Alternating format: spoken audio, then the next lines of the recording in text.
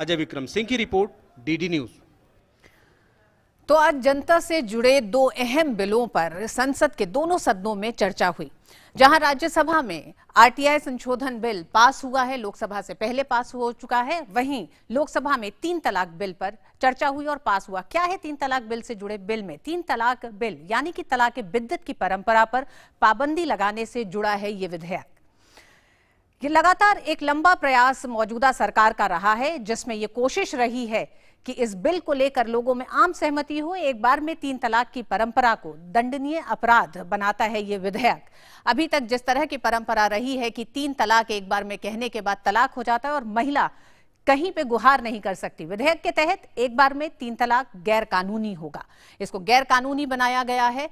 इससे पहले कोर्ट ने इसके खिलाफ फैसला दिया था। ऐसा करने वाले पति के लिए 3 साल के कारावास का प्रावधान रखा गया है, यानी कि इसको और सख्त बनाया गया है। मजिस्ट्रेट से जमानत मिलने का प्रावधान है। मजिस्ट्रेट के पास दोनों पति पत्नी जाएंगे, उसके बाद उसमें सलाह मशवरा 3 तलाक मामले में दर्ज प्राथमिकी तभी मान्य होगी जब उसे पत्नी या उसके कोई रिश्तेदार दर्ज कराएगा।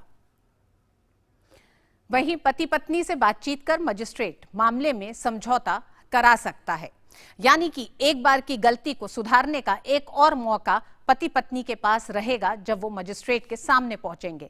एक बार उस पर नजर डालते हैं कि 3 तलाक में जो 3 संशोधन महत्वपूर्ण किए गए हैं।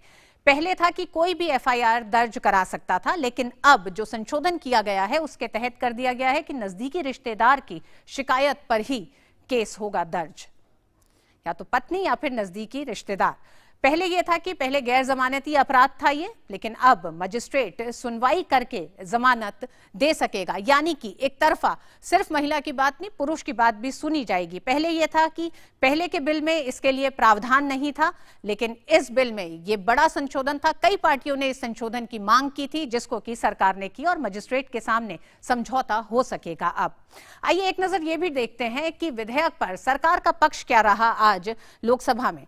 विधेयक पास होने से महिलाओं को मिलेगा न्याय और सम्मान। ये उनकी अस्मिता, उनके सम्मान से जुड़ा मसला है। इसे राजनीति के तराजू पर तौलने की बजाय इंसाफ के तराजू पर तौला जाए, यानी कि इस पे सियासत कम की जाए, महिलाओं को समानता के अधिकार पर इस बिल को देखा जाए। साथ ही साथ इस बिल को लेकर सरकार ने जो पक्ष रखा आज लोकसभा में, हिंदुस्तान की बेटियों के अधिकारों की सुरक्षा संबंधी इस पहल का सभी को समर्थन करना चाहिए और वही एक तरह से दिखाई भी दिया। लेकिन कांग्रेस का वॉकआउट कई सवाल खड़े करता है, उस पर भी हम करेंगे बात। संविधान के मूल में लैंगिक न्याय है, यानी कि जेंडर इक्वालिटी, और महिलाओं और बच्चों के साथ किसी भी तरह से भेदभाव का निषेध है। ये भी ये कानून पूरी तरीके से पुख्ता करता है कि किसी तरह की असमानता ना हो। सुप्रीम कोर्ट द्वारा 3 तलाक असंवैधानिक घोषित करने की पृष्ठभूमि में आया विधेयक। इस पे सबसे पहले संज्ञान सुप्रीम कोर्ट ने लिया और उसके बाद कानून बनाने की बात की थी, जिस पे सरकार आगे बढ़ी है। मुसलमान महिलाओं को संवैधानिक अधिकार देने के लिए है ये कानून। एक लंबे समय से मुसलमान महिलाओं की मांग रही है, जिसे पूरा किया है सरकार ने। बिल का सफर अभी आगे भी है। इस बिल का मजहब या इस्लाम से कोई संबंध नहीं है।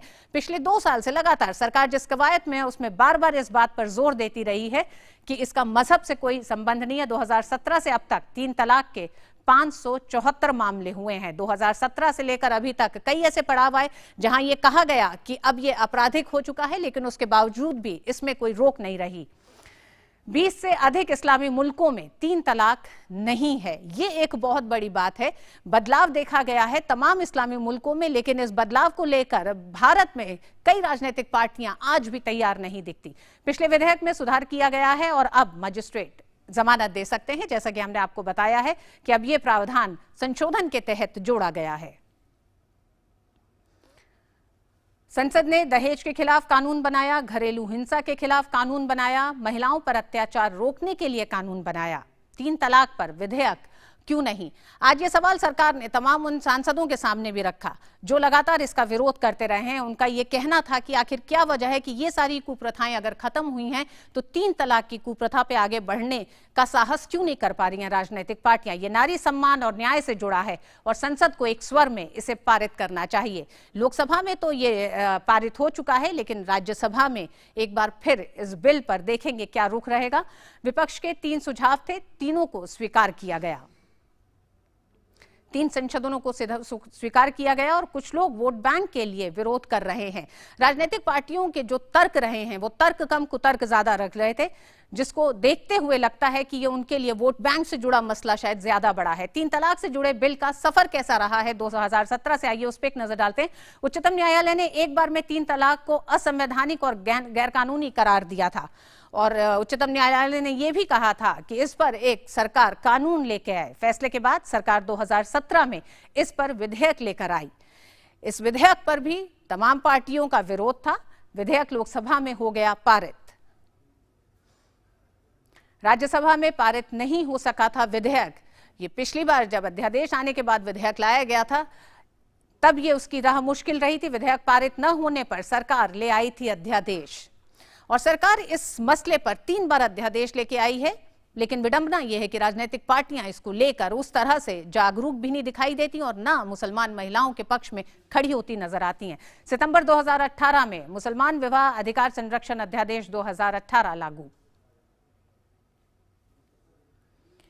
पिछले साल संसद का शीतकालीन सत्र शुरू होने पर सरकार ने लोकसभा में पेश किया नया बिल और इस नए बिल के साथ ही लोकसभा से पिछले साल दिसंबर में पास हुआ विधेयक ये 2018 तक का सफर रहा और उसके बाद राज्यसभा में पारित नहीं हो सका था विधेयक। इसीलिए लगातार कई तरह के सवाल भी उठ रहे हैं। क्या राज्यसभा में इस बार इसकी राह मुश्किल होगी? 16वीं लोकसभा का कार्यकाल खत्म होने के बाद निष्प्रभावी हो गया था विधेयक। इस विधेयक को पिछले 2 साल में कई बार कोशिश की सरकार ने सदन में पास कराने की। दोनों सदनों से मंजूरी नहीं मिलने पर सरकार ने फिर से जारी किया अध्यादेश। सरकार ने लगातार जिस तरह से कोर्ट में मुसलमान महिलाओं के साथ खड़े होकर उनके अधिकार के लिए आवाज बुलंद की, उसी में अब फिर से आया है नया बिल और ये नया बिल जो आया है ये आज लोकसभा में पास हो गया है। अब राज्यसभा का ये बिल रुख करेगा। देखना यह होगा कि राज्यसभा में किस तरह से राजनीतिक पार्टियां इस पर अपना पक्ष रखती हैं और क्या एक बार फिर राज्यसभा में यह मुश्किल होगा। लेकिन आज जिस तरह से आरटीआई बिल संशोधन बिल राज्यसभा में पास हुआ है तो उम्मीदें बढ़ती हैं 3 तलाक बिल को भी लेकर। वक्त एक छोटे से ब्रेक का। ब्रेक के बाद जुड़ेंगे अपने मेहमानों के साथ और चर्चा करेंगे विस्तार से आज की संसद की पूरी कार्रवाई और 3 तलाक को लेकर जो तर्क दिए गए हैं उसके पीछे क्या मकसद दिखाई